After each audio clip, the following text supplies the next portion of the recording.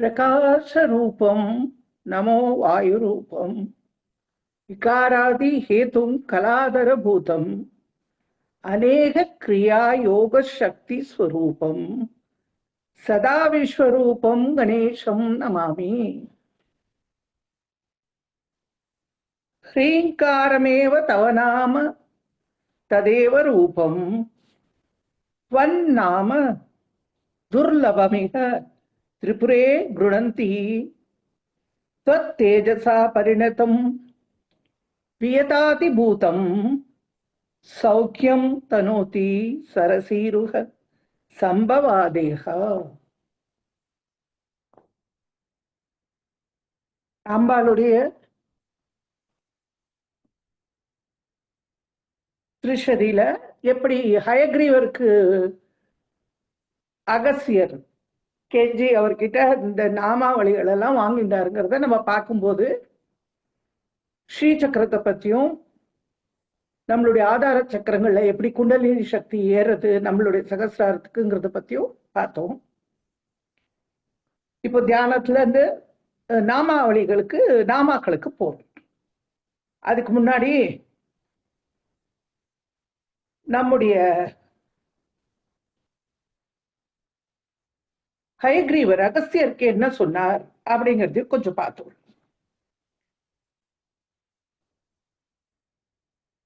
சுவாமியும் அம்பாளும் ஹயக்ரீவருக்கு என்ன சொல்றானாக்க, இந்த நாம குஹ்யாதி குஹ்யதரம் ரகசியமான இந்த நாமாக்களை அகஸ்தியருக்கு சொல்லலாம் அப்படின்னு சொல்லிட்டு அவ மறைஞ்சுடுறா. அப்போ ஹயக்ரீவர் என்ன சொல்றாருனாக்க, கிருதார்த்தோசி கிருதார்த்தோசி கிருதார்த்தோசி கடோத்பவா. கடோத்பவர்னா கும்ப சம்பவர்னு அர்த்தம். அவர் கும்பத்துல இருந்து வந்தவர் இல்லையா, அதனால ஸ்வத்சமோ லலிதாபக்தோ நாஸ்தி நாஸ்தி ஜகத்ரயே. உனக்கு சமமான லலிதையிடம் பக்தி பண்றவர்கள் இந்த 3 லோகத்திலையும் இல்லை அப்படின்னு சொல்லிட்டு அவருக்கு இப்ப இந்த திரிஷதியை சொல்ல போறார். ஏ நாகஸ்திய ஸ்வயம் தேவி தவ வக்விய மன்வசாத் சச்சிஷேன துவயாஹம் ச திருஷ்டுவானஸ்மிதாம் சிவாம் எதந்தே யத் தர்ஷயனாய பிரம்ம விஷ்ணுவீச்ச பூர்வகாக. அவளே தேவியே தோன்றீங்க, பிரம்மா விஷ்ணு சிவன் ஈஸ்வரன் எல்லாரும் தேவியோட தரிசனத்துக்காக பிரயத்தனம் பண்றா. ஆனா உன்னால, என்னுடைய சீடனாகிய உன்னால எனக்கு தேவி தரிசனம் கிடைச்சது அப்படின்னு சொல்லி அகஸ்தியரை கொண்டாடுற. அதக பரம் தேவக்ஷாமி சர்வபூர்த்திகரம் ஸ்தவம் யஸ்ய ஸ்மரண மாத்திரேன பர்யாப்தி ஸ்தேபவேத் ஹிருதி. எந்த ஸ்தோத்திரத்தை மனசுல நினைக்கும் போதே ஒரு திருப்தி உண்டாகுமோ அந்த சர்வ பூர்த்திகரி அப்படிங்கிற ரொம்ப உன்னதமான மேன்மையான அந்த ஸ்தோத்திரத்தை உனக்கு இப்ப சொல்லிக் கொடுக்க போறேன் அப்படின்னு சொல்றேன். ரகசிய நாம சாகசிராத் அதிகுஹ்யதம் முனே அவசியகம் ததோஹேத லலிதாம் சமுபாசதாம். இது ரகசிய சகசிரநாமத்தை காட்டிலும் ரகசியமானது. ஆனா லலிதா தேவியோட உபாசகர்கள் கண்டிப்பா இந்த தோத்திரங்களை சொல்லணும், அவ பாராயணம் பண்ணணும். ததகம் தே பிரவக்ஷாமி லலிதாம்பானுஷா லலிதாம்பானு அசனாத். இது லலிதாம்பாவுடைய கட்டளையா எடுத்துட்டு உனக்கு இப்ப நான் சொல்லிக் கொடுக்க போறேன். ஸ்ரீமத் பஞ்சதசா அக்ஷரியாக காதி வர்ண கிரமான் முனே பிருதக் விம்சதி நாமானி கதிதானி கடோத்பவா ஆகத்திய நாம்னாம் திரிஷதி சர்வ சம்பூர்த்திகரணி. அதாவது இந்த பஞ்சதசாட்சரி காதி வித்யை, அதாவது மன்மதன் அவன் எப்படி அம்பாளை வழிபட்டானோ அந்த முறையில ஒவ்வொரு எழுத்துக்கும் 20 நாமங்கள் வீதம் 300 நாமங்களை இந்த சர்வபூர்த்திகரி ஸ்தோத்திரத்துல உனக்கு சொல்லறேன், நான் இப்போ அதை சொல்லறேன் உனக்கு அப்படின்ற ஹயக்ரீவர். ரகசியாதி ரகசியைஷா கோபனியா பிரயத்னதः தாம் ஸ்ருணுஷ்வ மகாபாக சாவதானேன சேதசா. பாக்கியசாலியான அகஸ்தியரே, இந்த ரகசியங்களுக்கெல்லாம் ரகசியமானது ரொம்ப ஜாகிரதையா கேட்டுக்கணும் அப்படின்னு சொல்ற. கேவலம் நாம புத்திஸ்தே ந காரியாதேஷு கும்பஜா மந்திராத்மகத்வமேதேஷாம் நாம் நாம் நாமாத்மதாபிச்ச தஸ்மாத் ஏகாகிர மனசா ஸ்ரோதவ்யம் பவதாமுனே. அப்பா, இது நாமங்கள் தானே, வெறும் பேரு அம்பாளுடைய பெயர்கள் தானே நினைக்காதே. இது மந்திரம், ஒவ்வொன்றும் ஒரு மந்திரம். இந்த மந்திரத்துக்கு மந்திரமாவும் நாமத்திற்கு நாமாவும் இருக்கு. ஆகையால இதை ரொம்ப ஸ்ரத்தையோட நீ கேட்கணும் அப்படின்னு சொல்லிட்டு சொல்ல ஆரம்பிக்கிறார். சூதர் சொல்றார், இத்யுக்த்வா தம் ஹயக்ரீவகா ரோச்சே நாம சதத்ரயம். இந்த 300 நாமாக்களையும் அகஸ்தியருக்கு இப்போ ஹயக்ரீவர் சொல்ல ஆரம்பிக்கிறார். தியானம். அதிமதுர சாபகஸ்தாம் அபரிமிதாம்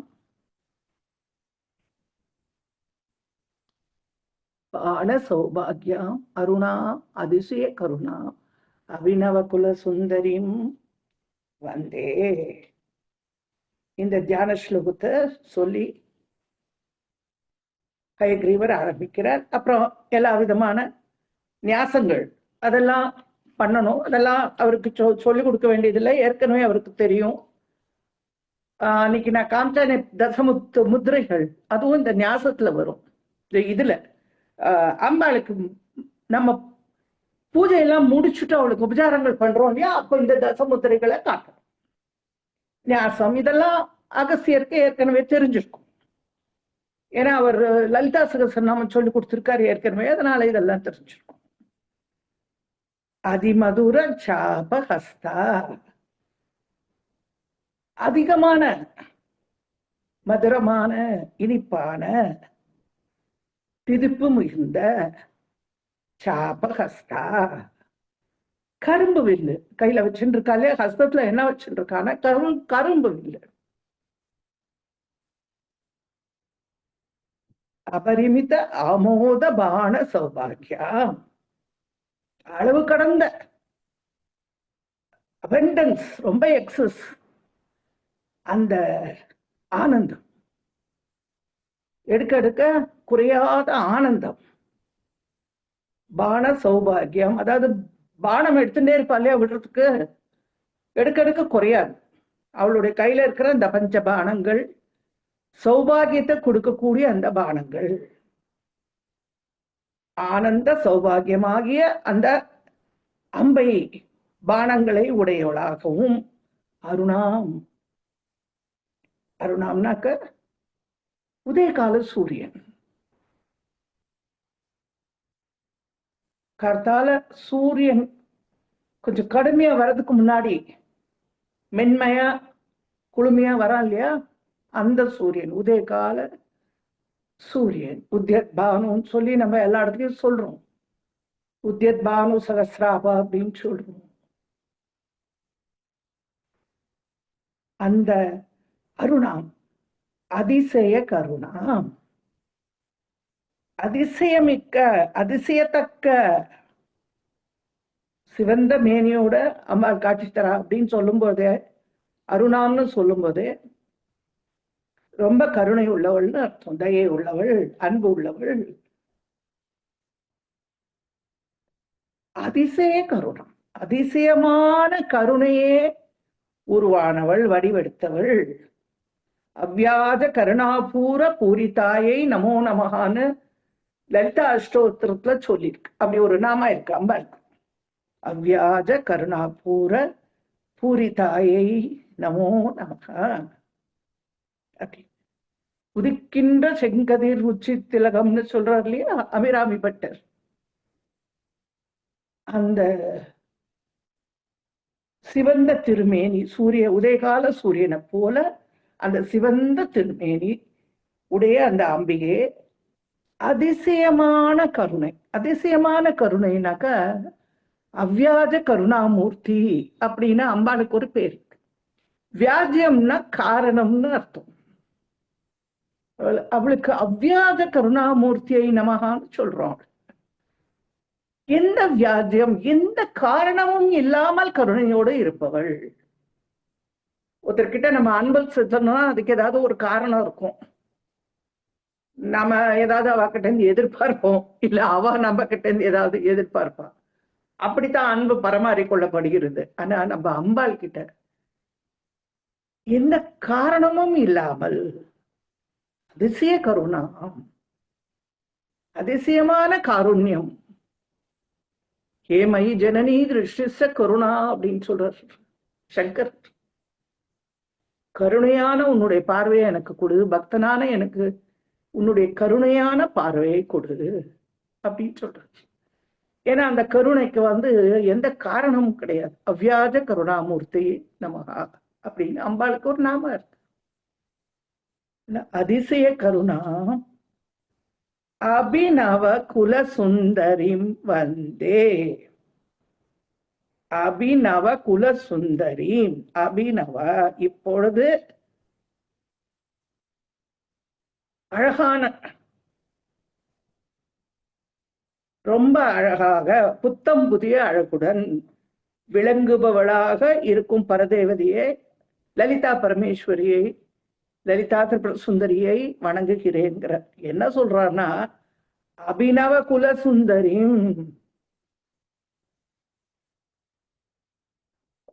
குலம் அப்படிங்கிறது குலாங்கனா, குலாந்தஸ்தா எல்லாம் நம்ம பார்த்திருக்கோம்.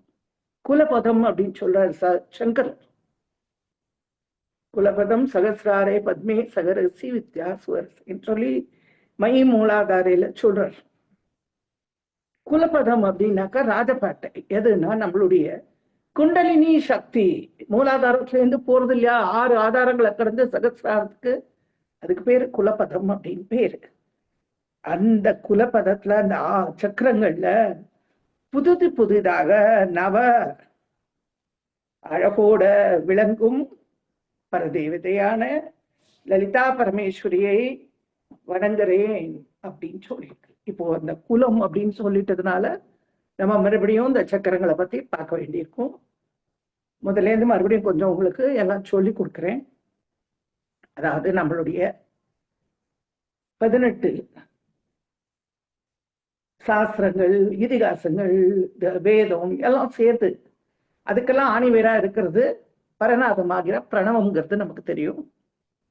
பிரணவம் சிவசக்தி சம்மேளத்தினால உண்டானது அப்படிங்கிறதுக்கும் நமக்கு தெரியும். சகல சேதன அச்சேதனங்களுக்கு பிறப்பிடமாகவும் மந்திரங்களுக்கு எல்லாம் மூலமாகவும் வேதங்களுக்கு சாரமாகவும் இருக்கிறது பிரணவம். எப்படி ஆலம் விதையிலேருந்து நிறைய சாகைகள் உபசாகைகள் தோன்றுவது போல எல்லா விதமான விஷயங்களும் இந்த பிரணவத்திலேருந்து தோன்றுறது. பிரணவத்துக்கு மூல காரணமா இருக்கிறவோ சக்தி. அவளுடைய அதிஷ்டானம் இல்லாட்டா சிவம் தொழிற்படாது. தொழிற்படாத போது எதுவும் தோன்றாது. அதனால சிவசக்தி சம்மேளனமே பிரபஞ்ச சிருஷ்டிக்கு, பஞ்ச கிருத்தியங்களுக்கும் எல்லாத்துக்கும் காரணம். சக்தியோட அதிஷ்டானத்திலேயே சிவம் தொழில்படுவதால் பராசக்தியை நம்ம பிரதானமா சொல்றோம். அவதான் பிரம்மம் அப்படின்னு சாஸ்திரம் சொல்றது. சிவத்துல இருந்துதான் சக்தி ஸ்புரிக்கிறா அப்படிங்கிறதுனால சிவமே பிரதானம் அப்படின்னு சைவம் சொல்றது. இந்த 2 சித்தாந்தங்களும் சிவசக்தி சாமியத்தை 2 பேரும் ஒத்துக்கிறோம். சாக்தத்திலையும் ஒத்துக்கிறோம், சைவத்திலையும் ஒத்துக்கிறோம். பராசக்தி எல்லாத்துக்கும் உட்பொருளாகவும் அவளே உயிர்களுக்கு துணையாகவும் வழிபட வேண்டிய தெய்வமாகவும் அவளே இந்த சேத்தன அச்சேதன பிரபஞ்சத்துக்கு மாதாவும் இருக்கா. அம்மா இருக்கும்போது அப்பா இருந்துதான் ஆணும். அப்பா பக்கத்துலதான் இருக்க. ஏன்னா நான் ஏற்கனவே உங்களுக்கு நிறைய தடவை சொல்லியிருக்கிற மாதிரி அவர் ஸ்டாட்டிக் எனர்ஜி. அம்பாள் பக்கத்துல உட்காந்து இந்த கைனட்டிக் எனர்ஜி வந்து பொட்டன்ஷியல் எனர்ஜியா மாறுது. இது நிறைய தடவை நான் உங்களுக்கு சொல்லியிருக்கேன். அதாவது இதுக்கு ஆதாரமா எதை சொல்றான்னா, யதா ஊர்ண நாவி அப்படின்னு ஒரு ஸ்ருதி வாக்கியம். அது என்ன அர்த்தம்னாக்க, சிலந்தி வெளியேந்து எதுவுமே இல்லாம தானே மெல்லிய நூலை உண்டாக்கி ஒரு வலை பின்னி அதுல வசிக்கிறது. வசிச்சுட்டா அப்புறம் என்ன பண்றது, அது அப்படியே விழுங்கிடுது. அது மாதிரி பிரம்மத்திலேருந்து எந்த துணையும் இல்லாம இந்த ஜகத்து உண்டாருது. அந்த பிரம்மம் ஆனானா பெண்ணுமா தெரியல, பெண்ணா இருந்தா சாக்தம், ஆனா இருந்தா சைவம், இரண்டும் இல்லாத இருந்தா அது அத்வைத்தம், அவ்வளவுதான். ஆனா நம்ம வந்து சிவமும் சக்தியும் சேர்த்த எல்லா இடத்துலயும் பார்க்கணும். அவ ரெண்டு பேர்னா சகல வேதாகமங்களுக்கும் காரணமா இருக்கா.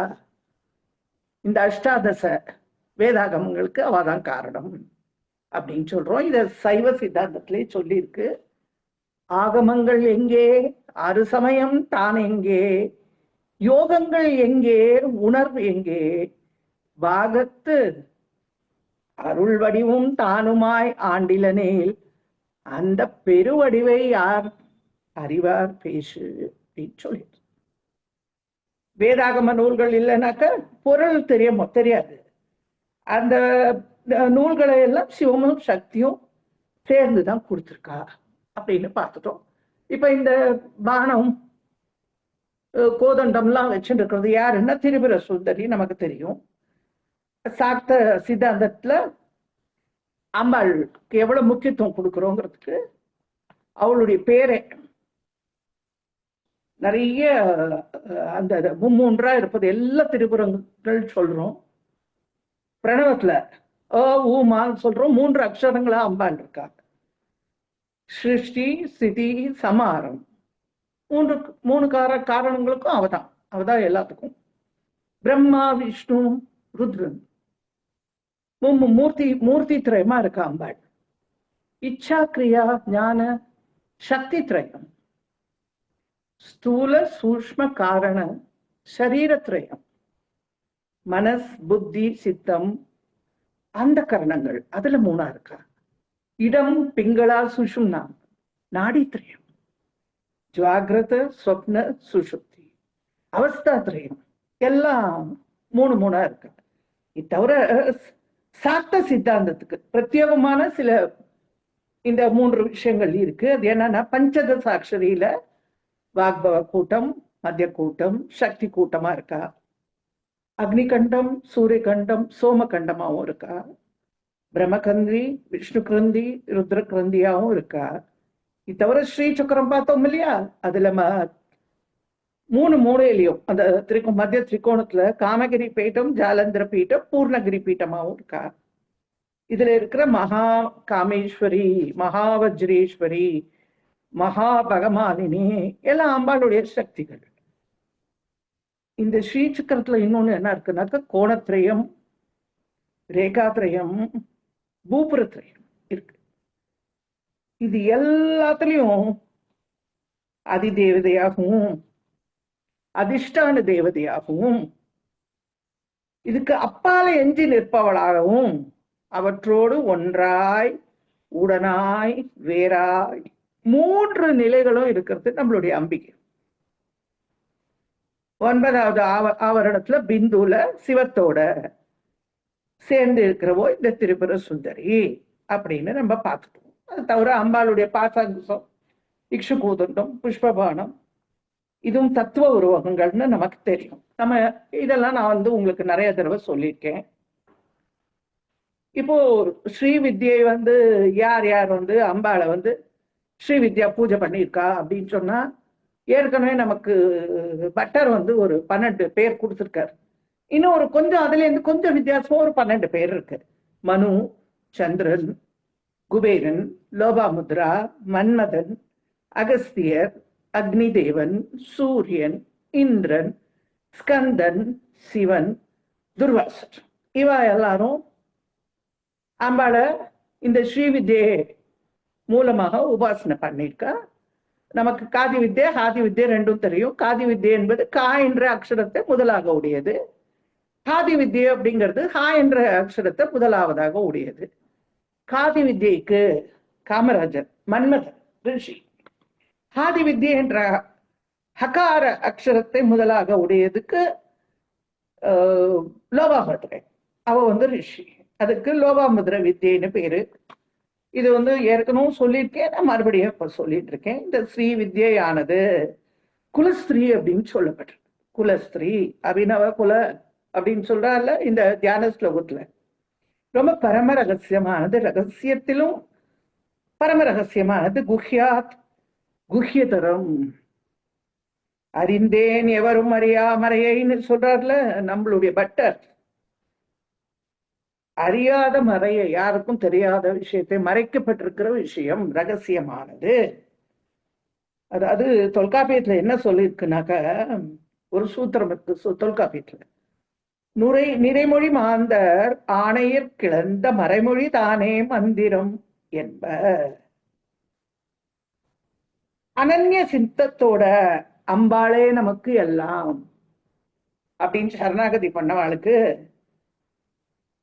அம்பாளுடைய அந்த அத்தகைய உபாசகர்களுக்கு போகம் மோட்சம் ரெண்டும் கண்டிப்பா கிடைக்கும். போகம்னா இந்த உலகத்துல அனுபவிக்கக்கூடிய எல்லா விதமான சுகங்களும் கொடுத்து அதுக்கப்புறம் மோட்சத்தையும் கொடுக்கிற அம்பாள். சகல விதமான பாவங்களும் அவளுடைய ஸ்மரணையால, அவளை நினைப்பதாலவே எல்லா பாவங்களும் பொசுங்கி விடுறது. அம்பாளோட உயர்ந்த தெய்வம் கிடையாது. அவளை ஆராதித்தால் சகல தேவர்களும் திருப்தி அடைவார்கள். ஏன்னா எல்லா தேவர்களுமே அவளுக்கு சக்தி கொடுக்கறதே அம்பாள் தான். சகுணத்துல சகல தேவதா ஸ்வரூபிணியான மகா திரிபுர சுந்தரியும், நிர்குணத்துல பரபிரம்ம ஸ்வரூபிணியாயும் நம்மளுடைய அம்பாள் இருக்கா. அழகான லலிதா திரிபுர சுந்தரி, அப்படியே பார்க்க பார்க்க தகட்டாத அந்த பேரழகுடைய அழகுக்கு ஒருவரும் ஒவ்வாதவல்லின்னு சொல்றாரு. அழகான அந்த லலிதா திரிபுர சுந்தரி நிர்குணத்துல பரபிரம்ம ஸ்வரூபம், அவளுக்கு ஸ்வரூபமே கிடையாது. அப்படி இருக்கா. எல்லா விதமான மங்களங்களையும் சௌபாகியங்களையும் நமக்கு கொடுக்க எப்பவும் அவ தயாரா இருக்கா. நாம அவளை ஒண்ணு கேட்கணும் அப்படின்னு இல்லை. பால் நினைந்து ஊட்டும் தாயினும் சால பரிந்து அப்படின்னு நம்முடைய மணிவாசக பெருமான் சொல்றாரு இல்லையா. நம்முடைய பெற்ற தாயை விட நம்ம கிட்ட அன்பு காட்டக்கூடியவள் தேவி. நமது தேவைகளை எல்லாத்தையும் அறிந்து நமக்கு எல்லாம் பண்றோம். அம்பாளே சரணமும். அனன்ய சிந்தை இல்லாமல் அவளை மாத்திரம் நிஷ்காமியமா யார் ஆராதிக்கிறாளோ அவளுக்கு அவ எல்லாரும் கொடுத்துரும், எல்லாம் கொடுத்துரும். தெரிந்தேன் உன் திருவடிக்கே அப்படின்னு சொல்றாரு பட்டர்.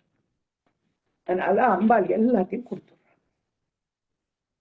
இப்போ நம்மளுடைய குல சுந்தரி எங்கெங்க போறா நம்மளுடைய உடம்புல அப்படின்னாக்க, சகஸ்ரார கமலத்துல சிவத்தோட அபிநமா இருக்கிற அந்த தேவி, இந்த குண்டலினி சக்தி கீழே இருந்து நம்ம அந்த குண்டலினிய மேல கொண்டு போகணும். சகஸ்ராருக்கு எல்லா மூலாதாரத்துல இருந்து ஆக்ஞையிலேருந்து 6 ஆதார சக்கரங்கள் இல்ல, 3 கண்டங்களா இருக்கு. ஒவ்வொரு கண்டத்துக்கும் 2 ஆதார சக்கரங்கள், இடகலை பிங்கலை நாடிகள் சுஷும்னையில 2 பக்கங்களும் செல்லும் போது 3 இடங்களே அவ 2ம் சுஷும்னையை சந்திக்கிறது. இந்த 3 இடங்களுக்கும் கிரந்தி அல்லது முடிச்சுன்னு அர்த்தம். அது கீழே இருந்து மேலாக பிரம்ம கிரந்தி, விஷ்ணு கிரந்தி, ருத்ர கிரந்தின்னு இருக்கு. 2 கிரந்திகளுக்கு மத்தியில இருக்கிற பாகத்தை நம்ம கண்டம்னு சொல்றோம். கீழே இருந்து மேல் வரிசையில அக்னி கண்டம், சூரிய கண்டம், சோம கண்டம்னு இருக்கு. அக்னி கண்டத்துல மூலாதாரமும் சுவாதிஷ்டானமும் இருக்கு. சூரிய கண்டத்துல மணிப்பூரகம், அநாகதம். சோம கண்டத்துல விசுத்தியும் ஆக்ஞையும். இதுக்கு மேல சகஸ்ராரம், 1000 இதழ் கொண்ட தாமரை. இது 4வது கண்டம். இதுக்கு சந்திரகலாம கண்டம் அப்படின்னு பேர்.